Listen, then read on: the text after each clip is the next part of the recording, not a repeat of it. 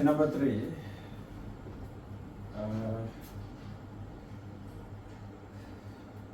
Beta minus தேய்வில் ஏற்படுற quack மாற்றத்தை பற்றி கேட்டிருக்கு.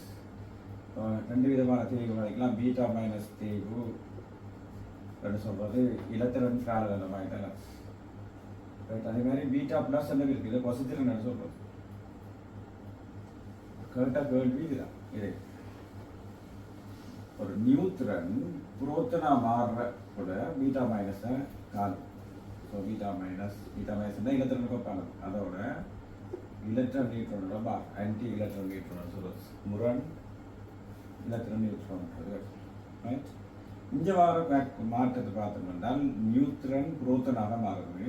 நியூட்ரனை பொறுத்தளவில் ரைட், நியூட்ரனில் பார்ட்டிகல் ஃபிசிக்ஸில் நாங்கள் படிச்சிருக்கிறோம். நியூட்ரன் சொன்னால் ஒரு அப் குவாக்கும் 2 டவுன் குவாக்கும் இருக்கு.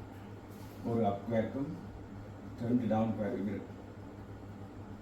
புரோத்தனத்தை சொன்னால் 2 அப் குவாக்கும் 1 டவுன் குவாக்கும் இருக்கு. ஸோ நியூட்ரன் புரோத்தனாக மாறுற செயற்பாடு பீட்டா மைனஸ் தேய்வன்னு சொல்லுவோம். ஸோ இதில் மாற குவாக் மாற்றம்னு சொன்னால் என்ன, இங்கே இருக்கிற இந்த அப் குவாக் இங்கேயும் இருக்கு, இந்த டவுன் குவாக் இங்கே இருக்கு. அப்படி என்ன என்ன மாதிரி வார மாற்றம் குவாக் மாற்றம்னு சொல்கிறது. டவுன் குவாக் வந்து அப் குவாக் மாறுது. ஒரு டவுன் குவாக் ஒரு அப் குவாக்காக மாறுது. இதுக்குரிய விட முதலாவது விட.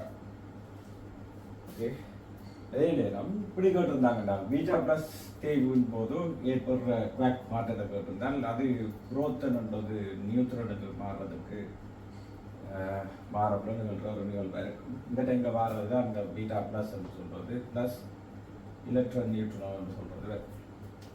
ஸோ இங்கே குவாக் ஸ்ட்ரக்சரை பார்த்தோம்னா சேம் அதே மாதிரி புரோத்தன் நியூட்ரன் மாறி. புரோத்தன் சொன்னால் 2 அப் குவாக்கும் 1 டவுன் குவாக்கும், நியூட்ரன் சொல்ல போகிற 1 அப் குவாக்கும் 2 டவுன் குவாக்கும் இருக்கிறது.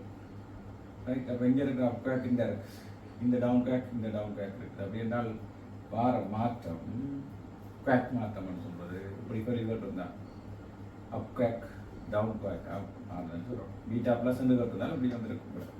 இந்த கேள்வியை பொறுத்தளவில் இதெல்லாம் அப்படியா இருக்கு.